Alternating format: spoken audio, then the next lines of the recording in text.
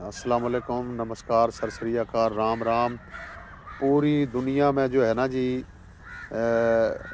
अक्सर बात चलती रहे है मुख्तलिफ़ कौमा के मुतल्लक भी, बहादरी की भी। ठीक है, हर कौम में अच्छे बहादुर लोग भी रहे हैं, इलाके में भी, यूरोप में भी, मगरब में भी, जिस भी है हमारे बर सगीर में भी। हम तो सिर्फ़ अपनी ज़ात जो है जाट, उसकी हद तक अपनी तो बातचीत कर रहे हैं। तो देखो, एक सदी गुज़री थी जिसमें हमारे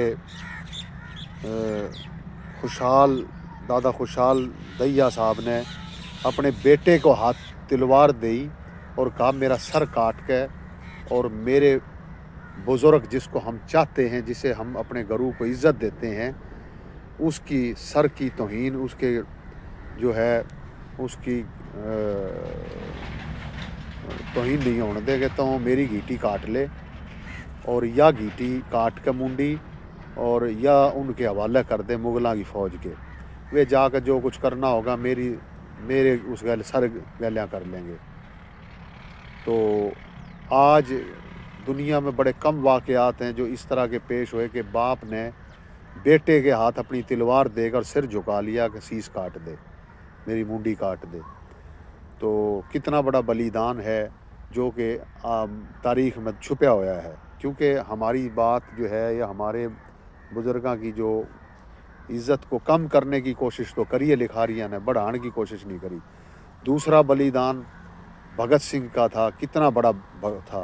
यानी मैं वो बलिदान बता रहा हूँ जो काबू आ गए थे इनके।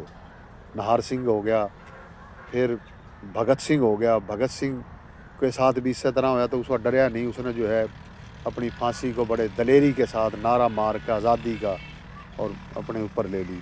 फिर इस सदी में जिसमें हम जी रहे हैं, हमने तो खुद अपनी आँखों से देख लिया सद्दाम का, जो खोखर जाट था, कुर्द कबीले में खोखर जाट थे।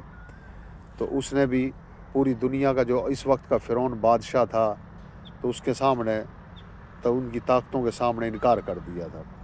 और गिलाफ पहनने से भी इनकार कर दिया, टोपा पहनने से भी इनकार कर दिया कि मैं मौत ने अपनी आँख से देखूँगा। तो जो मारने वाले थे वे टोपा पहन रहे थे। तो ये जाटां की शान है। आर्या नस्ल था, हिटलर था, देख ले, उसने बजाय इनकी कैद में जाता और इनकी वो बातें सुनता, वो अगर जंग हारी लेकिन वो साइड पे चला गया, और 13 दिन तक यूरोप इंतज़ार में रहा कि भाई ये मर गया, 13 दिन इंतज़ार करो। नहीं तो क्योंकि जाट की 13वीं ज़रूरी हो है ना, 13 दिन तक बाट करें, कदे फिर उठ के बैठ गया।